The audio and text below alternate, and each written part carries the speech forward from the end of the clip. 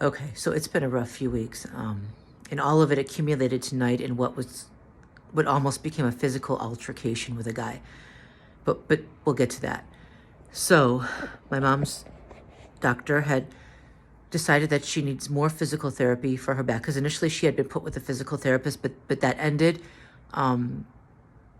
She was fine, but now because my mom, they discovered arthritis in my mom's back, the doctor decided she's going to send her for more physical therapy, or have the therapist come here, which is fine. The problem is they used a different group this time, so I had to explain and re-explain and re-explain everything, and I hate doing that with every new person that comes in because it's a complicated situation with my mom. Okay, so the nurse, first what they'll do is they'll send a nurse, and then they'll to just do an assessment, and then they'll send the therapist. So the nurse came, she seemed nice, but here's the thing.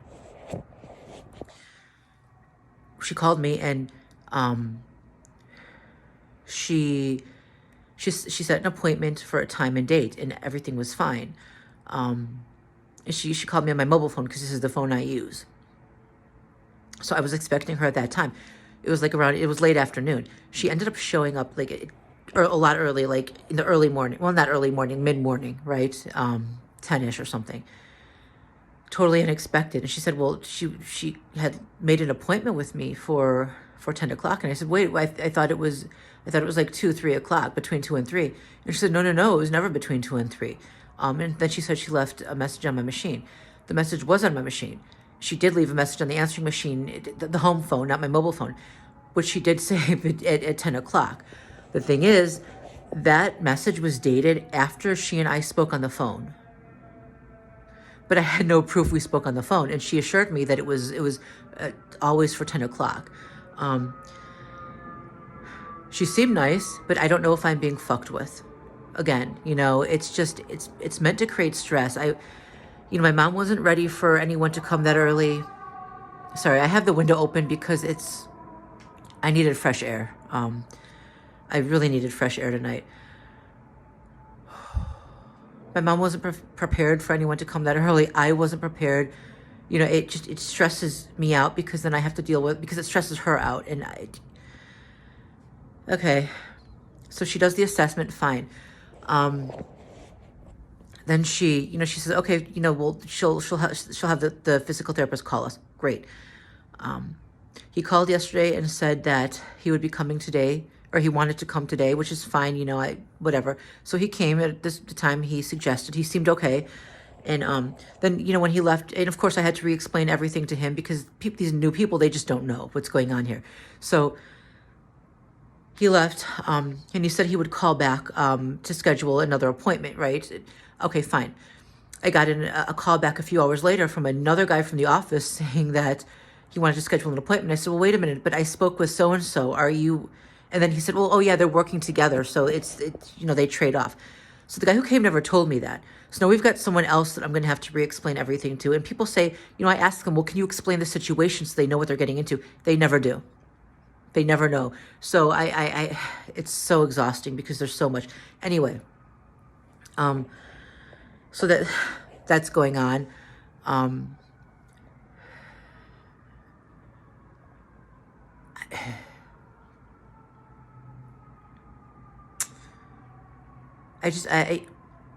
So much has happened. And so today, I was talking to this guy, and, have you ever seen a big, strong, grown man just fall to his knees and sob?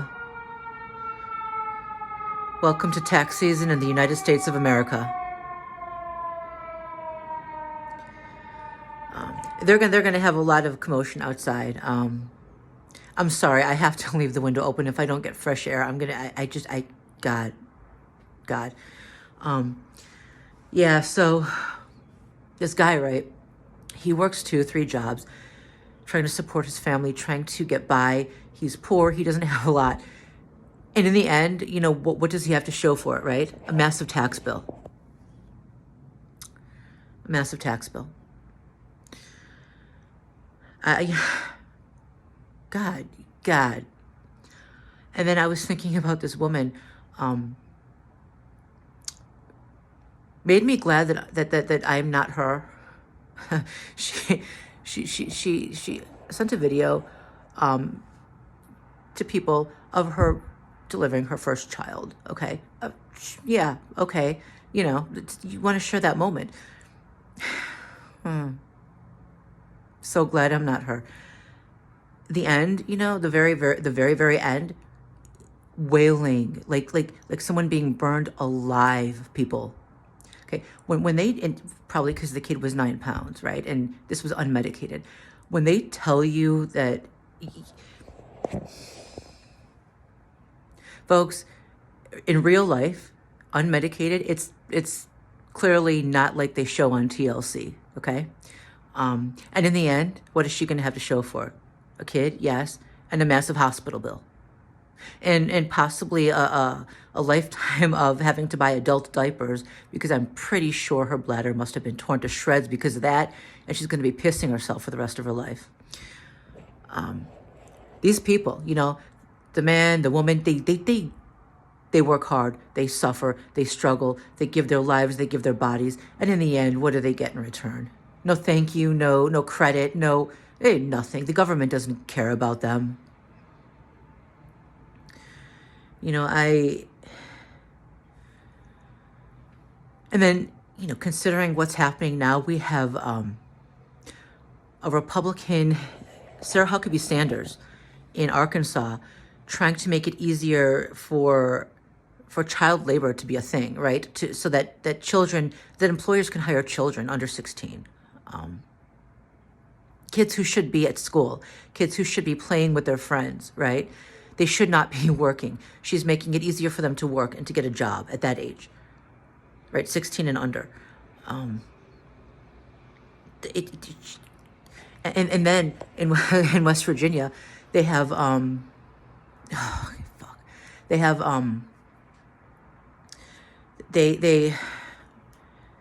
they turned down a proposal that would have ended child marriage.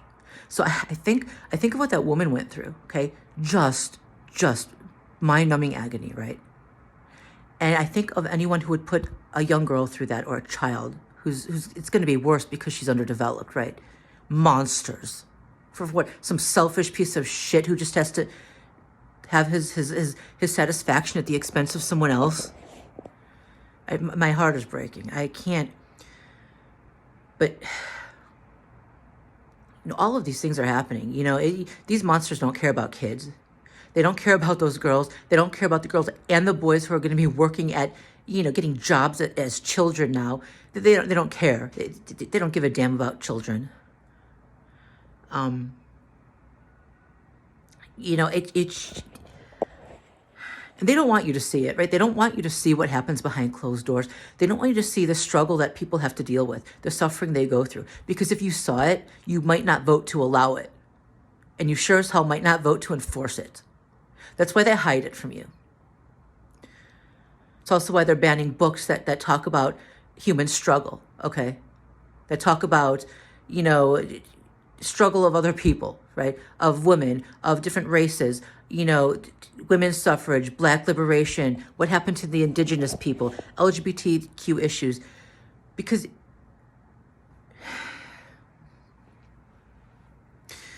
Nazism is rising. Nazism, is that how you pronounce it? It's rising. Everything that's happening now happened before, leading up to the Holocaust. You know, people have said, no, we're not heading to fascism. We're there, you know. And it's true, we're there. It's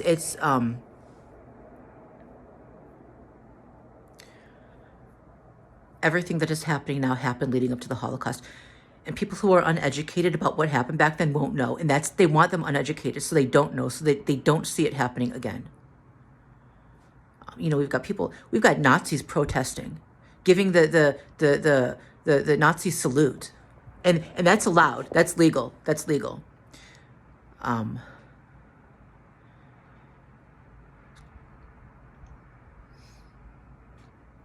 Right. All this is going on. I'm tired. I'm mentally drained. Right. Okay. So I'm going to speed up the rest of this. Tonight, I couldn't find anything that my mom wanted to eat. You know, I'm like, do you want this? No. Do you want this? No. Well, how about this? No. Okay, fine. I went out to get her something. And So I'm waiting at the restaurant, and this guy comes by. He's standing outside. He just stands there right outside, kind of in front of me by the window. It's a big window. So he starts texting and then looks in and then texting again. He drops his bag. He starts fiddling around. He stays there for a good 3 minutes. And then he walks out in the direction toward our apartment. I'm thinking, well, I hope he's not going there. Okay, I leave. I walk to the apartment. I walk up to the glass door, to the front doors, and there he is. He's inside. He's inside the apartment building, right? Not our physical apartment as in our individual apartment, but he's inside the building. He's in the building's lobby. He sees me and he walks out toward me and he's saying something. At first, I didn't understand what he was saying. Now, when I was at the restaurant, for the last day or so, I'd been talking about how a lot of these people who follow me around and they'll use my old name. How did they know me? I don't know them, right? They'll call me by my old name. I don't know them. Or they'll say something that they should have no way of knowing. And they have Russian accents. So I was talking a lot about that. So of course today they had to have that happen. As I was waiting in the restaurant, they sent some guy, and of course there's that thick Russian accent again. He just kind of stands there glaring at me for a while and then walks out and doesn't order anything. But he does talk on his cell phone, thick Russian accent. Okay, just provoke. Just provoke. Keep sending them. Okay, anyway.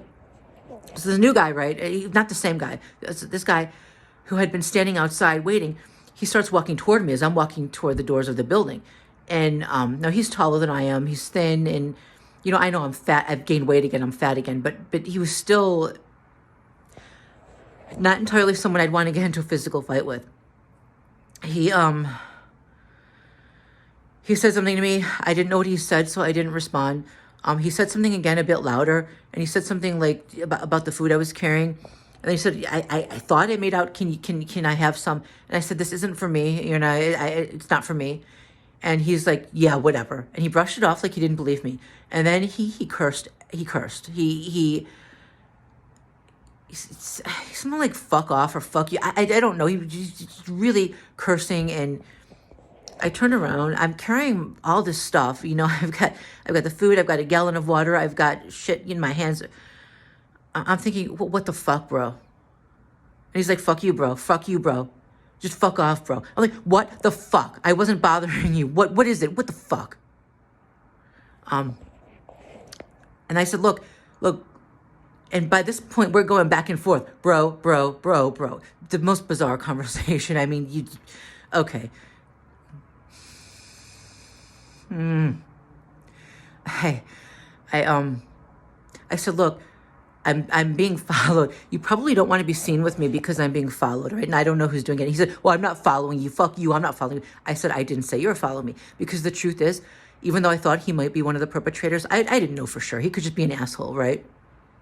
I didn't say he was following me, but he said, fuck you. I'm not following you. Fuck you. You just fuck off. Just fuck off. Fuck off, bro. I'm like, bro. Okay. I start walking, and as I'm walking away, he's got to take the final. He shouts out something like, "Dumbass bitch." At that point, I stopped dead in my tracks, and I turned around and I start almost walking back toward him. He backed up. I don't know why he backed up. I could not possibly have looked like a threat, although I'm sure I looked angry. But I'm carrying all this food. I'm carrying all this shit, dude. What? I'm saying, look. What the fuck is your problem? I wasn't bothering you. What don't you ever fucking... I kind of went off, and I was shouting. I did not ever want to have that kind of confrontation in the building or around the building. But that shit did it. Don't fuck with me. I mean, literally, I was about to drop everything I was carrying and head toward him and have a more direct conversation, and shit got loud. We were shouting. He was cursing. I was yelling back. I told him, get the fuck out of here and never come back again. Don't bother the fucking people here. Get the fuck out. Never come back. I it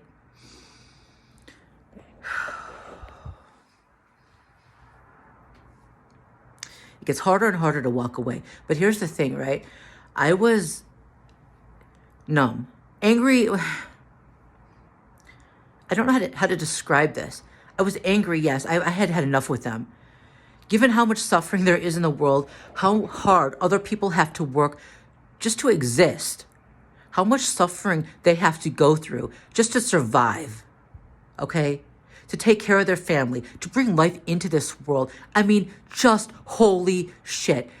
I'm thinking how hard it is when you have responsibilities 24/7, right?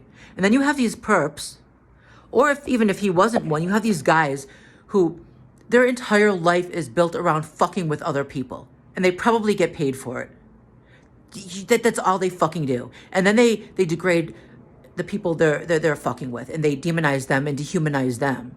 When those people usually have some kind of function in life, some kind of purpose that doesn't involve getting paid to harass people. You know, I don't have the patience for them anymore. I don't have the tolerance for them anymore. I'm literally at the breaking point with them.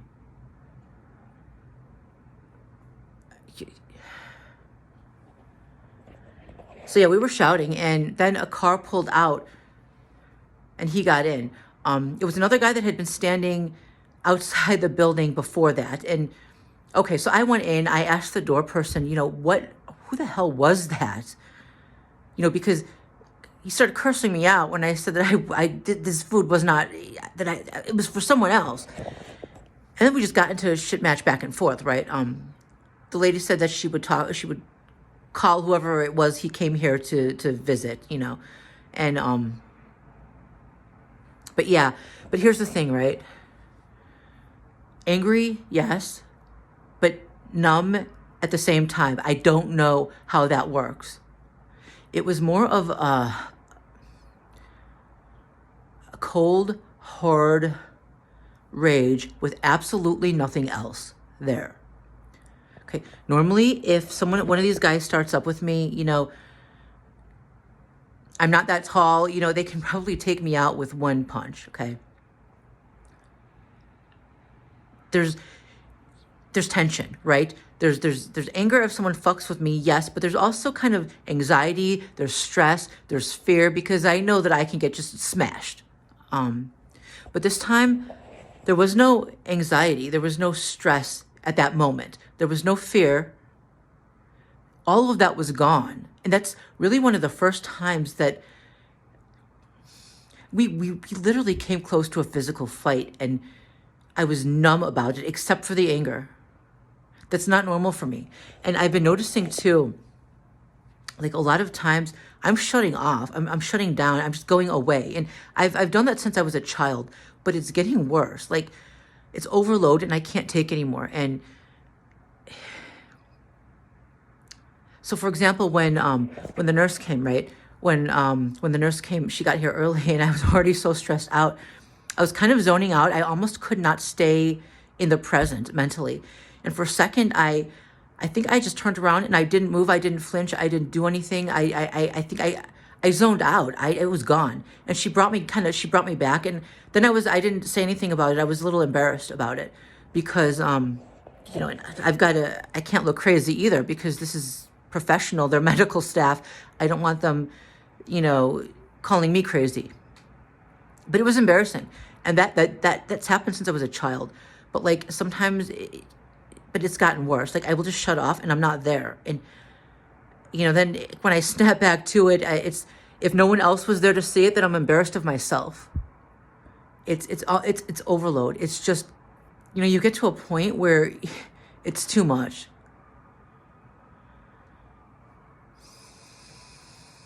This video is going to be longer than I wanted it to be.